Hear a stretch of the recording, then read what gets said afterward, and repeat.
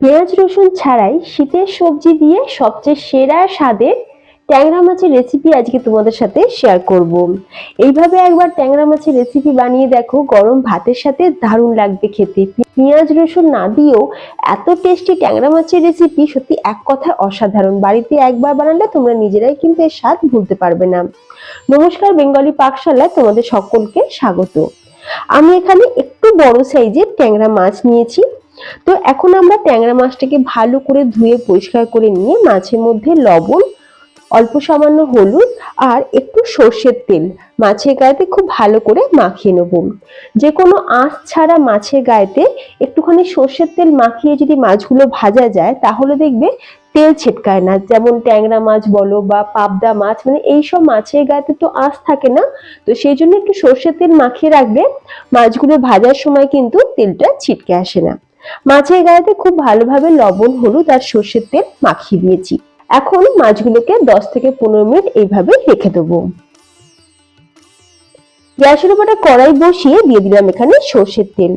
যেহেতু মাছ রান্না তাই সর্ষের তেলে করলে কিন্তু টেস্ট সব থেকে ভালো আসবে। এখন তেলটা ভালোভাবে গরম হয়ে যেতে এখানে আমি দিয়ে দিচ্ছি বেগুন।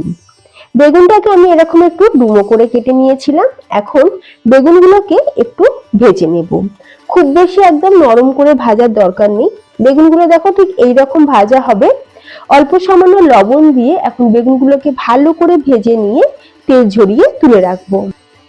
তো বেগুনগুলো ভাজা হয়ে যাওয়ার পর তুলে রেখে দিলাম। তারপর ওই তেলের মধ্যেই আমরা দিয়ে দেবো ট্যাংরা মাছ। ট্যাংরা মাছগুলোকে এখন আমরা একটু লাল করে উল্টে পাল্টে ভালো করে ভেজে নেব।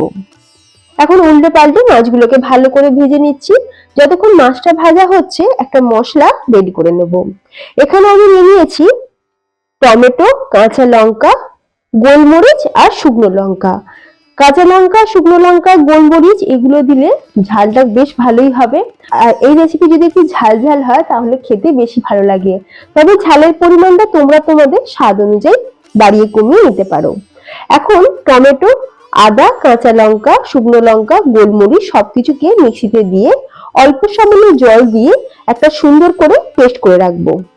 অন্যদিকে মাছটাও ভাজা হয়ে গেছে, তুলে রেখে দিলাম। বেগুন আর মাছ ভাজা হয়ে গেছে, তুলে রেখে দিয়েছি। তারপর কড়াইতে যে অবশিষ্ট তেল রয়েছে তার মধ্যে বাকি রান্নাটা করে নেব। এখন দিয়ে দিচ্ছি হাফ চামচ কালো জিরে আর হাফ চামচ গোটা জিরে। দু রকম জিরে দিয়ে দিলাম। যখন এই জিরের ফ্লেভারটা খুব ভালোভাবে ছাড়বে তখন আমরা দিয়ে দেবো সেই মশলার পেস্ট। বাটা মশলাটা এই সময় দিয়ে দিলাম। এখন গ্যাসের ফ্লেমটাকে একদম লোতে করে দিয়ে খুব ভালো করে মশলাটা কষিয়ে নেব, যতক্ষণ না টমেটো, আদার কাঁচা গন্ধটা যাচ্ছে। মিক্সির জার ধোয়া সামান্য পরিমাণে একটু জল দিয়ে দিলাম যাতে মশলাটা ভালোভাবে কষানো যায়। হাফ চামচ হলুদ গুঁড়ো দিয়ে দিলাম। এখন খুব ভালো করে মশলাটা আমরা কষিয়ে নেব। মশলা যখন ভালোভাবে কষানো হয়ে যাবে দেখবে সাইড থেকে তেলও ছাড়তে শুরু করবে আর মশলার কালারটাও দেখবে একদম চেঞ্জ হয়ে যাবে। এখন আমরা কি করব, জল দিয়ে আমরা খুব ভালো করে মিক্স করে নেব। আর অবশ্যই একটু উষ্ণ গরম জল ব্যবহার করবে, এতে করে রান্নার টেস্ট কিন্তু খুব ভালো হয় যে কোনো রান্নার ক্ষেত্রে। এরপর যখন গ্রেভিটা ফুটতে শুরু করবে তখন দিয়ে দেবো ভেজে রাখা মাছ। স্বাদ অনুযায়ী লবণ দিয়ে দিলাম আর দুটো চেরা কাঁচা লঙ্কা। এখন খুব ভালো করে মিক্স করে নিয়ে আমরা চাপা দিয়ে মাছগুলোকে সিদ্ধ করে নেব। জলের পরিমাণটা তোমরা তোমাদের আন্দাজ মতন দেবে। তোমরা কে কিরকম গ্রেভি রাখবে সেই অনুযায়ী জলটা কিন্তু ব্যবহার করতে হবে। তবে এই রেসিপি কিন্তু খুব বেশি পাতলা ঝোলঝোল হবে না, একটু মাখো মাখো হবে, তাহলেই কিন্তু সেরা সেরা স্বাদ হবে। ঢাকনাটা খুলে আরো একবার একটু ভালো করে নাড়াচাড়া করে নিলাম। তারপর আমি দিয়ে দিচ্ছি ভেজে রাখা বেগুন। বেগুনগুলোকে দিয়ে একবার ভালো করে একটু মিক্স করে নেব। বেগুনগুলো দেওয়ার পর আরো একবার আমি 2 থেকে 3 মিনিটের জন্য ফুটিয়ে নেব। চাপা দিয়ে দিলাম। ফিরে আসছি 2 মিনিট পর।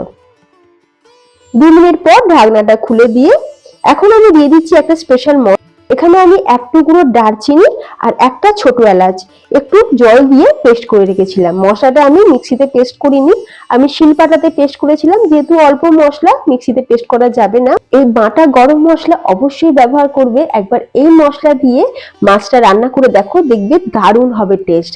আর সবার শেষে দিয়ে দিলাম কুচনো ধনেপাতা। একবার ভালো করে মিক্স করে নিয়ে চাপা দিয়ে আমি গ্যাস অফ করে রেখে দেবো। দারুণ স্বাদের ট্যাংরা মাছের রেসিপি কিন্তু আমাদের একদম তৈরি। গরম ভাতের সাথে যায় জুড়ি মেলা ভার। বাড়িতে অবশ্যই একবার বানিয়ে দেখো, আর বাড়িতে বানালে আমাকে কমেন্টে জানিয়ে তোমাদের কেমন লাগলো। রেসিপিটা ভালো লাগলে বন্ধুদের মধ্যে শেয়ার করে দিও। আর যে সকল বন্ধুরা আমার চ্যানেলে নতুন ভিডিও দেখছো, তোমাদের কাছে রিকোয়েস্ট রইলো প্লিজ চ্যানেলটি সাবস্ক্রাইব করে পাশে থেকো। তাহলে ফ্রেন্ডস, ভিডিওটা যেখানে শেষ করলাম। তোমরা সকলে ভালো থেকো, ধন্যবাদ।